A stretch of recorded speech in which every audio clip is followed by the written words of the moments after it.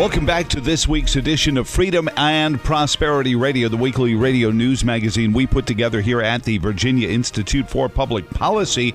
On the same subject, picking up where we just left off, illegal immigration. We are, of course, live at the Federation for American Immigration Reform. Head of the Border Guards Association is Art Del Cueto, and he's here and visited with us with an angel mom, Marie Vega. We talk about how immigration problems are like cancer in and of the fact that they are not one thing. One thing doesn't create all of it. Some are economic, some are drugs, some are human trafficking. There are so many different parts to it. But the border agents are like the emergency room physicians. They just see it and have to deal with it. Art Del Cueto, former border agent, head of the Border Agents Association, as well Border Patrol Council. How are you doing, sir? I'm good, and I'm not former. I'm still an active. I'm a very active Border Patrol agent. I still work the field. I'm still out there in southern Arizona, and I get out of my truck, and we still track. We're tracking groups, and we're still catching a lot of individuals that are coming across. What's unique in my area is that when you've been hearing a lot of the caravans that are coming through and families turning themselves in Arizona, we don't have so much individuals turning themselves in. We're still having to track them. They're still trying to evade arrest, and we have a big influx of drugs coming into the country. So over 40% of all the drugs that are seized in the entire country are seized there in the Tucson sector. And you know, it was surprising. You meet so many people here, and there's a bunch of people walking around, and I was thrilled, and I kind of pulled Marie Vega over here. Her son was murdered, and he was a Border Patrol agent. Mm-hmm. My God. Oh, that kind of hit me. Sorry. Well, you know, Marie, thank you, and God bless you. With AVIAC and you know all these parents who have lost loved ones, family members, the angel moms.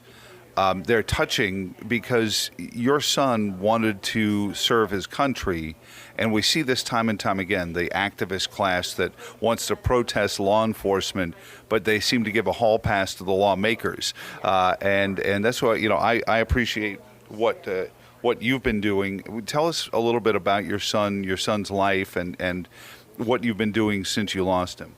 Okay. Well, our son, Javier Vega Jr., was an outstanding citizen.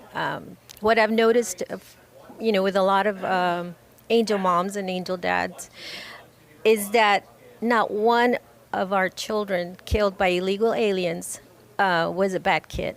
Everybody was a productive, you know, human being, contributed a lot to the community, and most all of them loved true patriots of America. Harvey was a Marine. He loved law enforcement.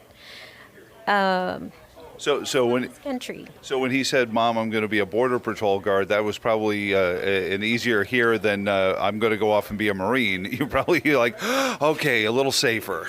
Well, no, you know, as a mom, you always worry about them. Even if they're not your kids, you always worry about them. But we did not expect this. We were at a family fishing outing on a Sunday afternoon, and we were ambushed by two illegal aliens. So he wasn't even on duty? No, he was not.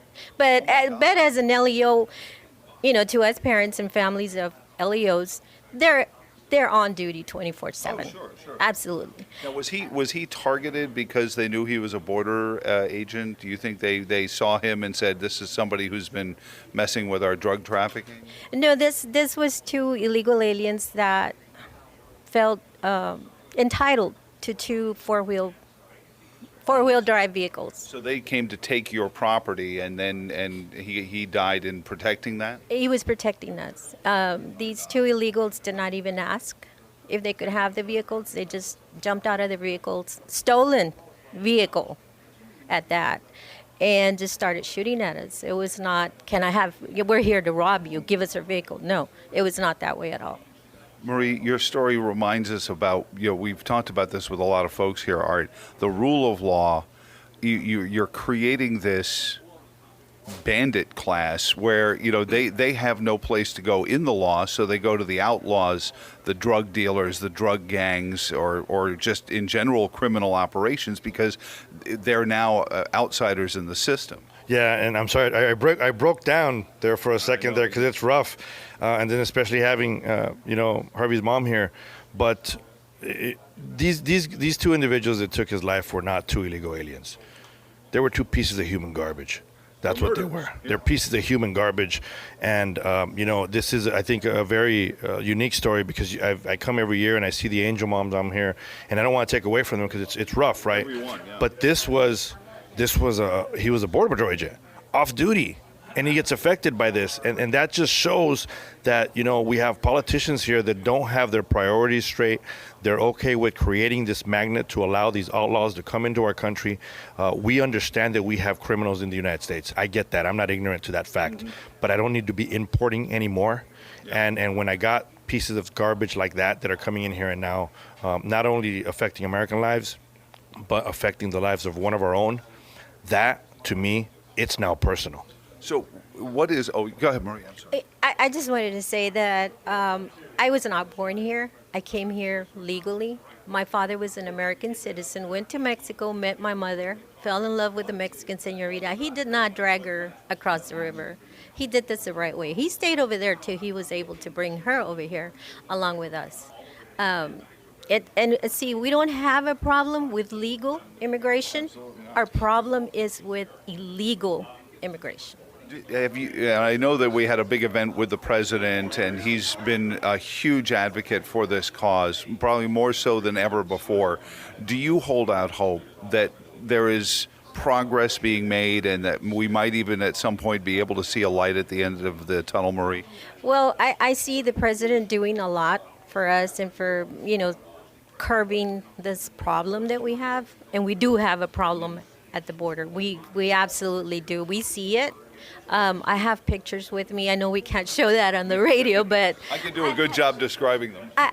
My husband's a hunter. He goes out to the ranch to hunt, and we have game cameras capturing pictures or illegals crossing through private property. How is that okay? We want Congress to support our president like we support him. There was a story in Art, maybe you can help me with the details on this, but there was a county, my congressman told me about this, a county or a town that just decided they were tired of waiting for the federal government to do anything. They went and invested into those game cameras, made a network of game cameras along the border, and were catching people left and right like crazy. But it cost them, less than a couple $100,000 worth of game cameras. It's not that big of a deal. I said, go figure, federalism works. Let the local governments do it. No, and it's true. I mean, it doesn't cost that much money, and at the end of the day, we've been losing more Border Patrol agents than what we've been gaining. That's something I think that's a big issue that Congress needs to start looking at. But I mean, at the end of the day, this is what it comes down to. We have a president that has really shown he cares. He's brought more of a light to the immigration problem. There's a lot of leaders within Border Patrol that have seen that for quite some time, and it kind of makes me wonder, where have they been this whole time? At the same, they're the experts too, right? Where have they been this whole time? And here we have an outsider that has come in and he understands what's going on. And then you have so many Congress women and men, some new and some that have been career politicians. From your states and from the borders. Oh, definitely. And they've been ignoring it for so long.